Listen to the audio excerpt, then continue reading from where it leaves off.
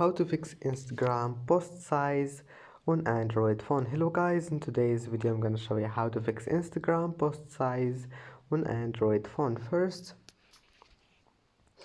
open settings, apps, and then apps again.